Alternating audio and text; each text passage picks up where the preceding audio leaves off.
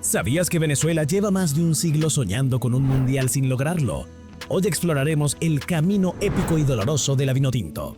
Victorias históricas, goleadas devastadoras y promesas rotas. Y en breve verás un hecho increíble que pocos conocen sobre esta selección. Venezuela volvió a quedar fuera del mundial. Otra vez, una historia que parece escrita con la misma tinta, con la misma frustración y con las mismas lágrimas que se repiten cada 4 años. En septiembre de 2025, el país entero volvió a sentir ese nudo en la garganta tras la goleada ante Colombia que borró cualquier esperanza de repechaje. ¿Cómo es posible que, teniendo más cupos que nunca, la selección venezolana siga sin lograrlo? Esa pregunta sigue flotando en el aire de cada aficionado como una herida abierta que no deja de doler.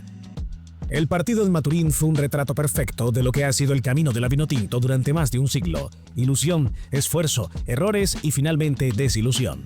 Colombia aprovechó cada desconexión defensiva y terminó imponiéndose por 6-3, una cifra que duele más por el simbolismo que por el marcador mismo. Hacía 25 años que no se veía una goleada de ese tamaño.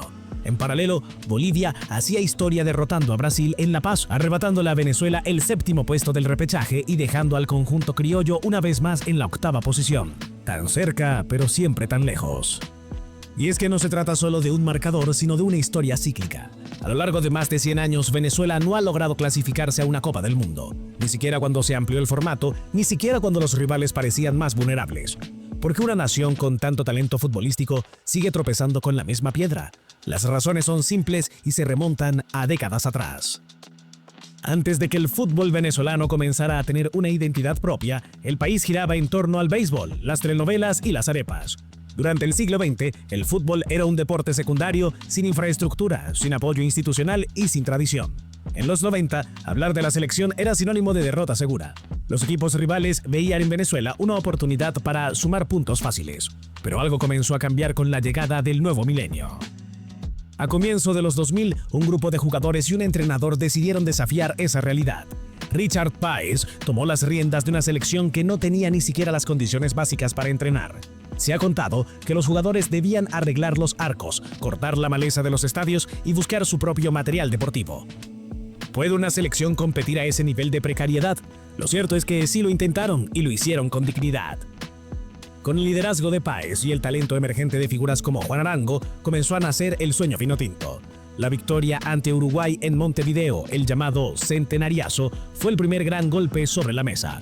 Ganar 3-0 en aquel mítico estadio no solo rompió una racha histórica, sino que encendió la ilusión de todo un país que empezaba a creer.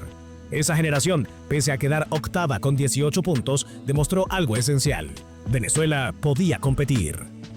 A partir de allí la historia tomó un rumbo diferente. La llegada de César Farías marcó una etapa de crecimiento y ambición. Su liderazgo coincidió con la aparición de una camada dorada de futbolistas: Salomón Rondón, Tomás Rincón, José Manuel Rey y el inigualable Juan Arango en su mejor momento. Durante el proceso rumbo a Sudáfrica 2010, la Vinotinto consiguió triunfos inéditos ante Ecuador y Colombia, además de un histórico empate sin goles frente a la Brasil de Kaká y Robinho. Aunque nuevamente quedaron fuera, el país empezó a creer que el sueño no era una utopía. No cambies de video, en segundos te contaremos cómo la Vinotinto se volvió imparable en casa y acercándose al Mundial 2026. Suscríbete, dale like y activa la campanita para seguir cada detalle. El punto más alto llegó en las eliminatorias para Brasil 2014. Venezuela venía de una Copa América en la que alcanzó las semifinales y el ambiente era de optimismo absoluto. Por primera vez, la clasificación parecía posible. Las victorias ante Argentina y otras potencias hicieron pensar que el Mundial estaba al alcance de la mano. Sin embargo, la inconsistencia volvió a ser el enemigo. Derrotas clave ante Chile y Perú acabaron con la ilusión. Venezuela finalizó 6ª con 20 puntos, su mejor posición histórica hasta entonces. Y ahí estaba el dilema. El país había demostrado que podía competir, pero no sabía mantener la constancia. Muchos creen que si aquel formato de clasificación hubiese tenido más cupos como el actual, Venezuela habría entrado. Otros argumentan que el problema nunca fue el sistema, sino la falta de estructura interna, de profesionalismo y de gestión deportiva. Con el paso de los años, la magia de aquella generación se fue diluyendo. Juan Arango y José Manuel Rey se retiraron, dejando un vacío difícil de llenar. Salomón Rondón y Tomás Rincón se convirtieron en los estandartes de una selección cada vez más desgastada. A eso se sumó la crisis política, económica y social del país que inevitablemente impactó en el fútbol. ¿Cómo podía crecer una selección si su liga local se caía a pedazos? El proceso hacia Rusia 2018, bajo el mando de Rafael Dudamel, representó un retroceso evidente. Apenas 2 victorias en 18 partidos y el último lugar en la tabla reflejaron una pérdida total de rumbo. El público, cansado, dejó de creer. La frase «en el próximo mundial sí clasificamos» se transformó en una burla recurrente. Lo que alguna vez fue esperanza se convirtió en resignación. Luego llegó el camino hacia Qatar 2022, con una seguidilla de técnicos que no lograron estabilizar el proyecto. Pasaron José Peseiro, Leonardo González y José Pekerman, todos con discursos distintos, pero con resultados similares. Pekerman, el hombre que había llevado a Argentina y Colombia a mundiales, no logró cambiar la mentalidad ni el rendimiento. La selección volvió a quedar última, sumando apenas 10 puntos.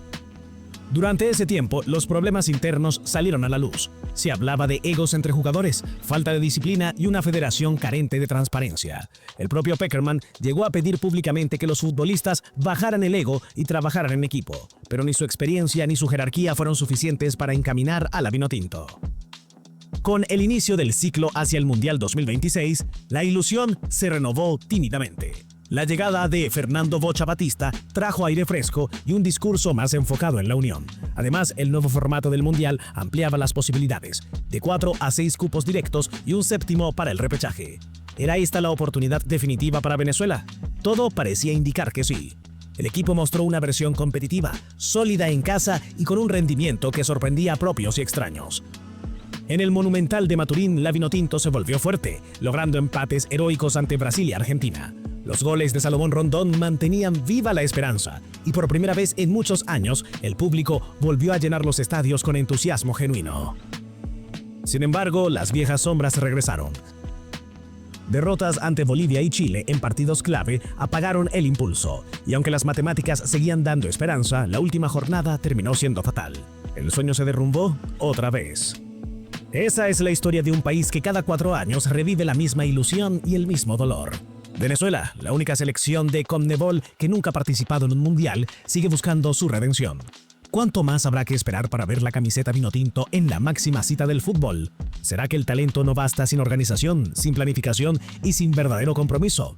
Lo cierto es que el fútbol venezolano ha demostrado que el problema no está en la calidad individual, sino en la estructura. Hay jugadores que triunfan en Europa, que ganan títulos y que demuestran nivel, pero cuando se trata de la selección, algo se rompe. La conexión entre la pasión del pueblo y la gestión de los dirigentes parece cortarse siempre en el punto más alto. Vaya partido de la Vinotinto. Dolió, pero la pasión sigue intacta. ¿Qué te pareció el desempeño del equipo? Déjanos tu comentario, dale like si te emocionó y no olvides suscribirte y activar la campanita para no perderte ningún video. Revisa nuestro contenido y prepárate, porque en el próximo video traemos más análisis, goles y sorpresas que no te querrás perder.